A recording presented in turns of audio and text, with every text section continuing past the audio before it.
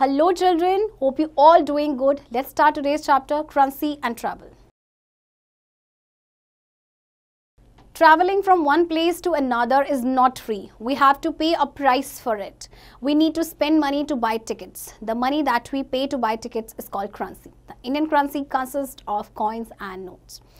देखिए, आप एक जगह से दूसरी जगह ट्रैवल करते हैं तो क्या फ्री में करते हैं? Of course not. हमें एक प्राइस पे करना पड़ता है. हमें टिकट्स खरीदने के लिए मनी स्पेंड करना पड़ता है. तो जो पैसे हम टिकट्स खरीदने के लिए यूज़ करते हैं उसे हम कहते हैं करेंसी. तो इंडियन करेंसी में आपके आते हैं coins and notes. You all know that. Coins are made of metals. Each coin has two sides. One side has its value marked on it and the other side has a national emblem. Some coins even have its value and the national emblem marked on the same side. Coins आपके metal से बने होते हैं. हर coin के दो sides होते हैं. एक साइड में उसकी वैल्यू मार्क्ड होती है और दूसरी साइड में होता है नेशनल एम्बलम में. हालांकि कुछ ऐसे कॉइन्स भी हैं जिनमें नेशनल एम्बलम एंड जो वैल्यू होती है वो सेम साइड पे होती है. नोट्स, ये सारे आपने देखे होंगे नोट्स. तो Banknotes are made of a special paper. Let us read about what is printed on both sides of a banknote. Banknotes आपके special paper से बने होते हैं और उसके दोनों साइड क्या लिखा होता है अब हम उसे पढ़ेंगे. Consider a 10 rupee note. On one side, Mahatma Gandhi's picture is printed on the right side.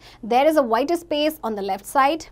When this note is held against light, you will see the face of Mahatma Gandhi printed in the white space. This is a watermark. Also, if we hold any banknote against light, a straight line across the width of the note can be seen. This line is called the security thread.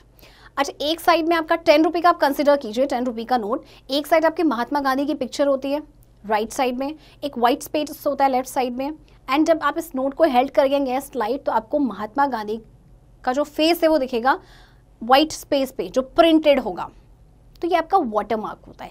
इसके अलावा जैसे कि अगर आप bank note को hold करते हैं against light तो एक स्ट्रेट लाइन एकदम बीच में से आती है नोट के विड्थ. इसे कहते हैं security thread. Do you know who issues the Indian currency? Think and answer.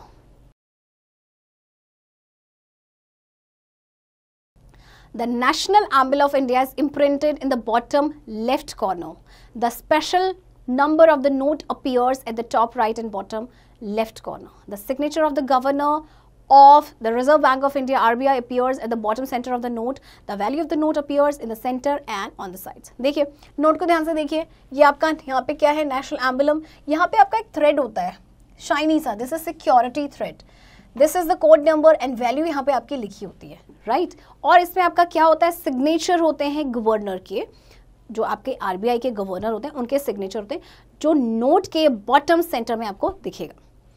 On the other side of the note, a picture of national importance is printed. For example, a 50 rupee note has a picture of a parliament house. अब दूसरी side में note के क्या होता है? एक national importance की picture printed होती है. अगर हम 50 रुपीज़ का नोट लेते हैं तो उसमें पार्लियामेंट हाउस का पिक्चर है. Traveling abroad. If we have to travel to different countries, we need to get our currency changed to that of the country we are visiting. We also need a passport and visa to travel to other countries. We can travel abroad by ships, trains and aeroplanes. अगर आप दूसरी country में जा रहे हैं तो हम क्या करेंगे? वहाँ तो हमारी करेंसी चलेगी नहीं, तो हम अपनी करेंसी को उनकी करेंसी के साथ चेंज करेंगे जिस भी कंट्री में हम जा रहे हैं. इसके अलावा जब आप दूसरी कंट्री में जाते हैं तो आपको एक पासपोर्ट की ज़रूरत होती है, आपको वीज़ा की ज़रूरत होती है जब आप दूसरी कंट्री में जाते हैं. और हम जब अब्रॉड जाते हैं तो हम किसके थ्रू जाते हैं? Either ships, trains and aeroplanes.